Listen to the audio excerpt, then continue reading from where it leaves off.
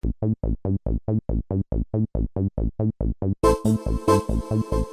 everyone, Jarrod Nichol, Executive Director for ProjectCiwi.com here, and like I said in the mailbag feature, I'm going to talk about Ninja Blade for the Xbox 360. Ninja Blade shares a lot of its elements in common with Devil May Cry 4, God of War 2, and Ninja Gaiden 2, except that it's not really as good as any of those individual games, but it is better than the sum of its parts. It's a game that you can spend about 10 hours of just mindless action going around, killing everything and just having a fun time doing it. Just don't expect a really deep action experience like you would with something like Ninja Gaiden. Alright? As long as you realize that, you should be okay. I mean, the game is highly repetitive, which I will get to in a few minutes. But let's start where we always start, with the story.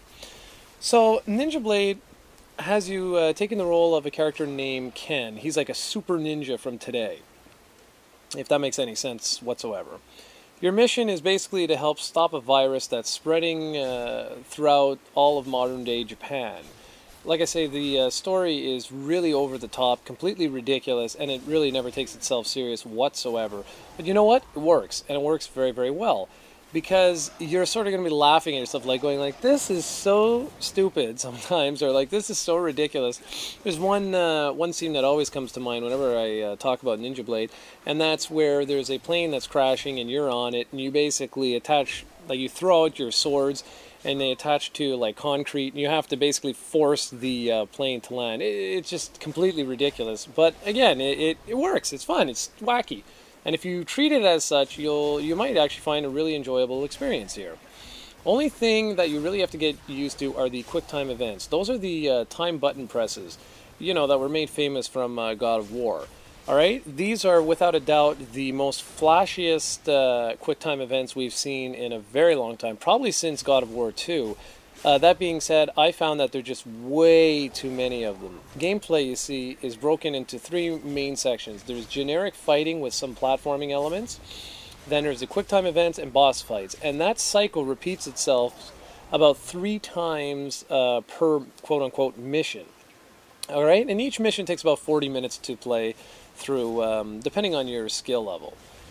Now, the generic fighting is pretty basic. You just go up against some, generic guys. You have 3 different weapon classes available to you. There's sort of like a mid-range, what do you think, like a dragon sword type thing. Then you've got like a quick, I don't know what you would call it. It's almost like the God of War weapons that escape me right now. I can't think of their names. The blades of something or other. Blades of Chaos, or anyways, they work something like that. It's like they're like these swords that are long and flashy, and the idea is that you can use them to deflect incoming attacks. Like, say someone's throwing a missile at you, you switch to that weapon, and then whoosh, you hit it back, and it goes flying at the enemy that attacked you. Now, you do this by simply pressing left on the D-pad, then press right on the D-pad, and you get a really heavy sword, which can be used to easily take care of enemies that are holding like shields and stuff like that. Now, this is pretty typical from like Devil May Cry. As you kill your opponents, you're able to collect these red orbs, which you can then use to power up your swords or level up your swords. Obviously, the more you level them up, the stronger they become. You also have this single projectile that it's almost like a serrated disc that you can use to throw at bad guys and whatever, and it has elemental powers. So you start off with, I believe it's wind, then you go up to like fire, lightning, etc. And that too, you can level them up, and it depends on how strong the your elemental powers are, depending on what exactly you can do. Like if you do lightning, if you highlight a couple bad guys with this and you throw it out, it'll sort of give like a stun attack to them. But if you have it really, really powerful, you can hold them for a significant amount of time. As for the bosses, okay, oh, by the way, I should mention that the elemental attacks, I guess you could say, really has a large part in the environment. So like, let's say you're running along the walls and stuff like that, you may see that there's fire everywhere. Well, switch to the wind attack and you can just sort of, defeat the fire like that. It works well. Those sections work really well, except for when, of course, you're running into the camera, escaping from some sort of large monster or something, but we'll touch base on that in a few seconds.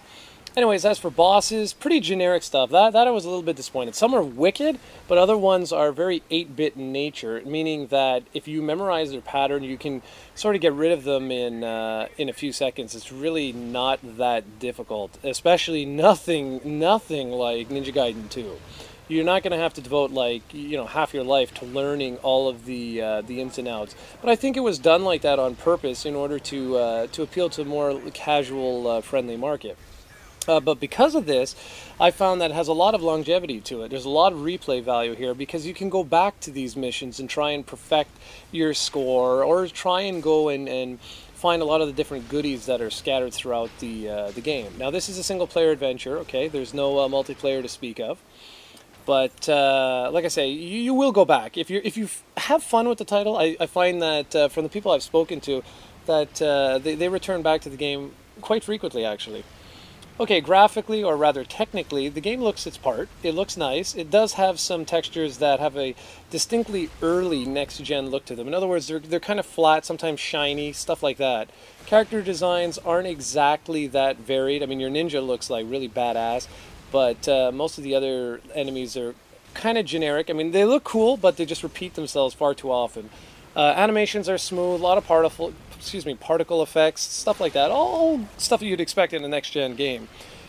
As I was saying before about the camera, it really does become problematic, especially in these scenes where Ken is like running directly into the screen. You're going to die quite a few times until you learn the layout, and I've always found that like really annoying. That reminds me too much of Crash Bandicoot on the PlayStation 1, which worked fine back then, but today I think we've sort of come a long way since then.